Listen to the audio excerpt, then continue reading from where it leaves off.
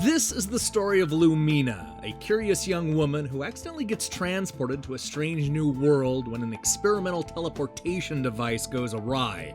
It's also the story of Nas, who works in the mines and has been brainwashed to believe that he's on the moon.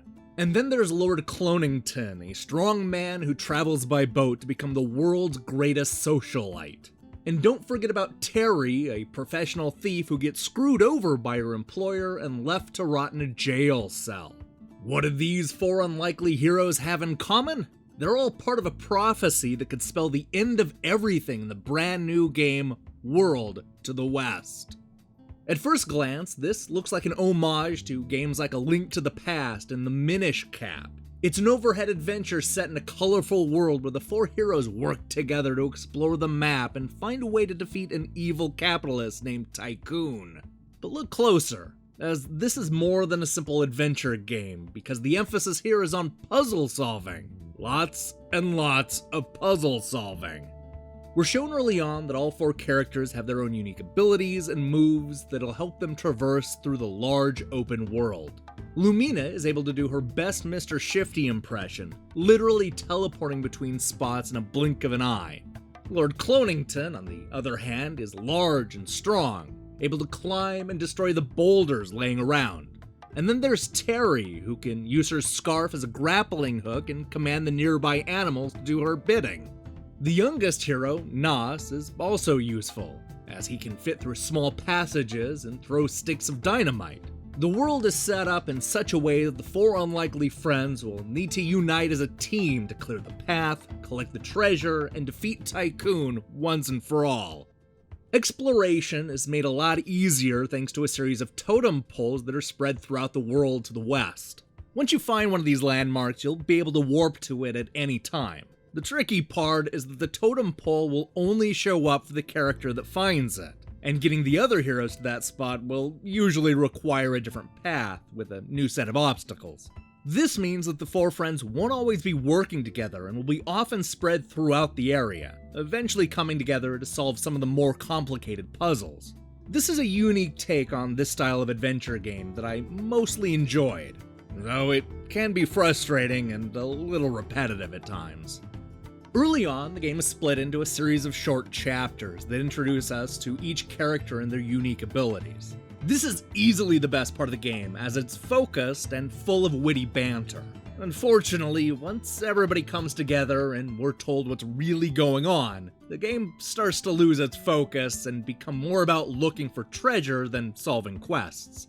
In a strange way, World to the West loses a lot of its charm when the map opens up and we're left to do little more than explore. It's not that poking around isn't fun, but it pales in comparison to the missions we went on in the first few chapters. Part of the problem is that it ends up being too much about getting around. It's easy to see where you're supposed to be going, but getting everybody to that spot can be a real nightmare.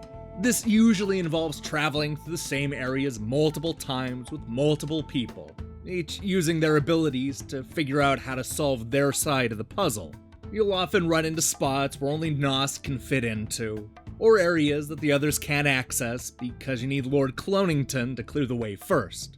These situations can be rewarding and satisfying when figuring them out, but they're never as much fun as taking on the traditional dungeons we're used to in most Zelda games. Going around and collecting hidden items just isn't that compelling. Had World to the West kept the momentum and focus of the first few chapters, this likely would have ended up being one of my favorite adventure games of the year. I love the look and the colorful world, the different characters, and even the sleazy villain. All this connected with me in a way I wasn't expecting, and I couldn't wait to see what happened next. But the moment this game is supposed to open up and be more exciting, it had the complete opposite effect on me. I found the final act to be plodding and boring, to the point where I had a hard time staying engaged for more than a few minutes at a time. The exploration and treasure hunting can be fun at times, but ends up being a little too repetitive for its own good. World to the West is a good game that has a hard time maintaining its wit and charm. The longer it goes on, the less compelling it becomes. There's still a lot of good ideas here, and I enjoyed most of what this game has to offer. but it becomes a bit of a slog after a while and never fulfills the promise we saw early on. When it comes right down to it, I'm more impressed with the intricate world Rain Games has created than I am the actual adventure.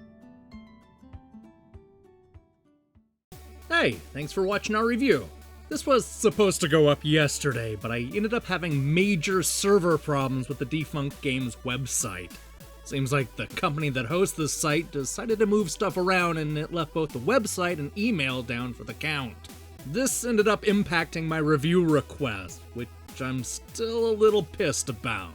The plan is to wake up early tomorrow with a review of Reservoir Dogs Bloody Days, followed by Future Unfolding and a game called Skylar and Pluck's Adventure on Clover Island. Despite technical problems, we still have a great week in store for you, so do me a favor and click the subscribe button and support what we're doing here. Until then.